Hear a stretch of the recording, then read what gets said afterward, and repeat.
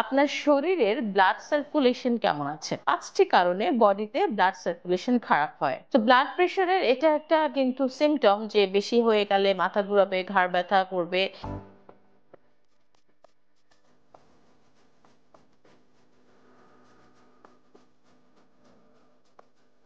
কথা বলছিলাম erectile dysfunction এবং প্রিম্যাচিউর ইজাকুলেশন নিয়ে। সো প্রথম ধাপ হচ্ছে হরমোনাল ব্যালেন্স করা। হরমোনাল ব্যালেন্স সম্পর্কে অনেকগুলো ইনফরমেশন দিয়েছি, আশা করি ইনফরমেশনগুলো গত পর্ব থেকে আপনাদের কাজে লাগবে। পরবর্তী ইনফরমেশন বা সেকেন্ড স্টেপ হচ্ছে আপনার শরীরের ব্লাড সার্কুলেশন কেমন আছে। বিকজ ইরেকটাইল ডিসফাংশন যখন হয় এর অর্থ হচ্ছে ইরেকশন প্রপারলি হচ্ছে না। এখন ইরেকশন হচ্ছে মেইনলি সার্কুলেশন বা ব্লাডের উপর ডিপেন্ড করে। সো আপনার শরীরে যদি ব্লাড সার্কুলেশন খারাপ থাকে তাহলে সেটা আপনার পেনাস পর্যন্ত পৌঁছাতে পারবে না। এখন 5টি কারণে বডিতে ব্লাড সার্কুলেশন খারাপ হয়। Number 1 fatty liver, number 2 high cholesterol অথবা ডিসলিপিডিমিয়া যেটাকে আমরা বলছি, অথবা ব্যাড কোলেস্টেরল বা টিজি যদি বেশি থাকে।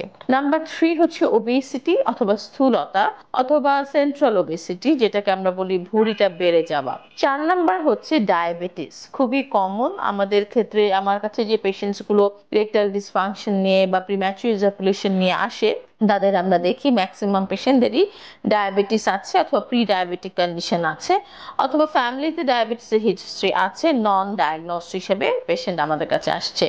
এবং ফার্স্ট থেকে ফোর্থ পর্যন্ত এর পরে যে ফিফথ নাম্বার, এটা খুবই কমন, যেটা মোস্টলি আনডায়াগনোস থাকে, সেটা হচ্ছে hyper tension. So hyper tension সাধারণত আমরা বাড়িতে অনেকেই ব্লাড সুগার চেক আপ করি, কিন্তু ব্লাড প্রেশার চেক আপ করি না, যদি না আমাদের মাথা ঘোরাচ্ছে বা খারাপ লাগছে এই কারণ ছাড়া আমরা ব্লাড প্রেশার চেক করি না।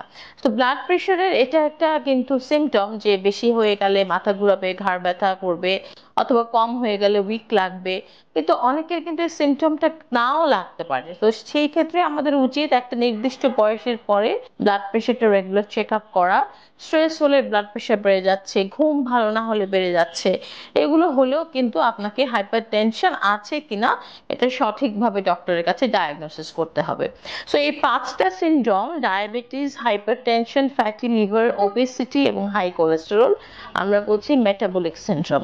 এই 5টা সিনড্রোম যদি বডিতে যে কোনো একটা থাকে তাহলে শরীরের ব্লাড সার্কুলেশন, রক্ত সঞ্চালন কমে যায়, সেখান থেকে ইরেকটাইল ডিসফাংশন এবং প্রিম্যাচিউর ইজাকুলেশন হতে পারে। তাই এই ট্রিটমেন্টের জন্য সেকেন্ড স্টেপ হচ্ছে এই যে 5টা মেটাবলিক সিনড্রোম আছে এগুলোর যে কোনো একটা থাকলে এগুলোকে কন্ট্রোল করা। এন্ড থার্ড স্টেজে আমরা লাস্ট যে ভিডিও সেই ভিডিওতে কথা বলবো। ধন্যবাদ।